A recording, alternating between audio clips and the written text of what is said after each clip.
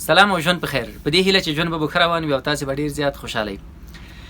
د فرانسې د بهرنیو چارو وزارت د بحران مرکز همدا اوس اعلان کړی دی په دې نږدې ورځو کې چې دوی 3 کټګورۍ افغانانو ته ویزې ورکړي او یا په فرانسه کې پناه ورکړي دی ته چې په هغو کې لومړی هغه کسان دي چې په افغانستان کې اوسیږي او ژوند له خطر سره مخ دی دلته یا د کورنۍ ژوند له خطر سره مخ دی، هغوی ته دوی ویزې ورکوي.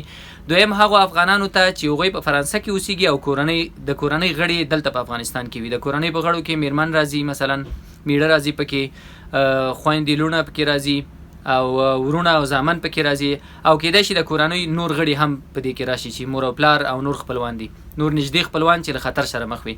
دریم هغه خلک دي چې له فرانسوي ځواکونو سره په افغانستان کې کار کړی وي.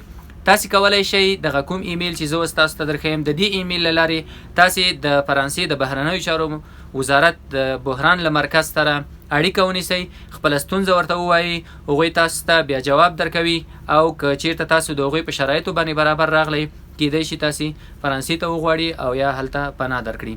تاسې کولی شئ د ټلیفون له لارې چې د ټلیفون شمیره یې هم زه دلته تاسو ته په دې ویډیو کې پرېږدم له هغوی سره اړیکه ونیسئ.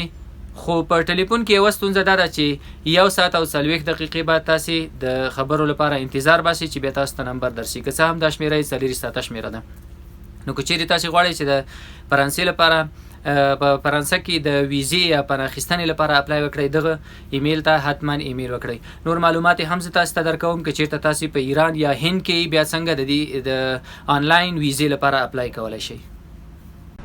ملګرو، لکه څنګه مو چې وختي درته وویل چې فرانسه هم اوس د افغانانو ته ویزې ورکوي او پناه ورکوي.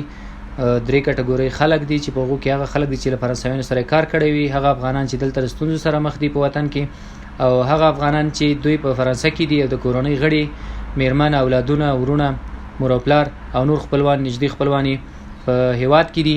دوی هغوی غوښتلی شي د دې لپاره دغه کومه ټلیفون شمیره چې دلته په ویډیو کې تاسو ته ښکاري له دې سره هم اړیکه نیولی شئ او د خپل خپلوانو په اړه معلومات، د هغوی نوم، ټلیفون شمیره او ایمیل ورکولی شئ او د تذکرې ګڼئ. خو که چیرې تاسې د دې ټلیفون له لارې نه 4 شمیره ده، د دې له لارې نه اړیکه نیسئ، تاسې اړ یئ چې 1 ساعت او 40 دقیقې باید انتظار وباسئ، بیا دوی سره خپل دغه درخواست چې دی دا ثبت کړئ. خو ښه لاره یې دا ده چې تاسو د دغه ایمیل له لارې alerts.cdc@diplomaty.gouv.fr دلته تاسو ته لیکلی هم دی. تاسې کولی شئ د دغه ایمیل له لارې خپل درخواست ثبت کړئ او دوی ته ورواستوئ. د کورنۍ د غوښتلو لپاره حتمي ده چې د ټلیفون له لارې لاندې معلومات ورکړئ او یا هم ایمیل ورته وکړئ. معلومات تاسو ته دلته په ویډیو کې هم ښکاریږي. د خپلې کورنۍ د غړو نومونه به ورکړئ، تخلصونه، د زیږون نیټې او له تاسو سره اړیکه، دغه راز د ټلیفون شمیره او برېښنالیک. دغه معلومات دوی ارزیابي ته لیږي. هر وخت چې له ارزیابۍ نه دا معلومات راتیر شول بیا تاسو سره احوال نیسي، یا د ټلیفون له لارې او یا هم د ایمیل له لارې نه، او نور معلومات له تاسې نه غواړي.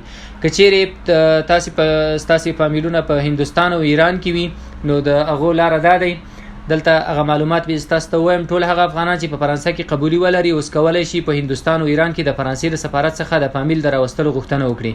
البته د یادولو ده چې په پاکستان کې د فرانسې سفارت په دې برخه کې خپل کارونه ځنډولي دي، یعنی پاکستان نه زحمت مه وباسئ. اوسني بحران ته په پام سره د هند د ویزو نوی ډول چې ایمرجنسي MISC ویزا نومیږي اعلان کړي. دا چې په هند کې د افغانستان سفارت تړلی نو افغانان کولی شي د انټرنیټ له لارې دغه برېښنایي ویزا ترلاسه کړي. دا ویزا ویډیا ده. دا چې ویزا څنګه ترلاسه کولی شو نو دغه مراحل مهم دي. دغه مراحل تاسو ته په ویډیو کې هم ښکاري. دغه ویب سایټ ته به لاړ شئ، د ویب سایټ ادرس دلته تاسو وینئ. د ویزې ډول به تاسې هلته ایمرجنسي MISC ویزا ورته وټاکئ او دریم به اپلای اف ای ویزا باندې کلیک کړئ. د دې وروسته فورمه ډکه کړئ. هغه فورمه چې تاسو ته راځي هغه کې به خپل ټول معلومات چې درنه غوښتي وي هغه به پکې اډ کړئ. په فرانسه کې میشت افغان کډوال کولی شي چې د ایران له لارې د خپل فامیل د راغوښتلو لپاره دغه ایمیل چې اوس تاسو ته ښکاري دغه ایمیل وکاروي او دوی ته خپل درخواست ولېږي. هیله ده دا معلومات ستاسې لپاره ګټور ثابت شوي وي. نو په دې هیله چې مخکې تر دې چې تاسې ته کوم اسناد، ویزا یا کوم بل سند درکړل شي، هوایي ډګر ته کله هم مه ځئ، ځکه هلته ډېر زیات ازدحام دی. هم تاسې ته زیان رسیږي او هم هغو مسافرو ته چې هغوی له ځانګړو الوتکو له لارې نه له هېواده بهر وځي. ژوند خوشحاله اوسئ.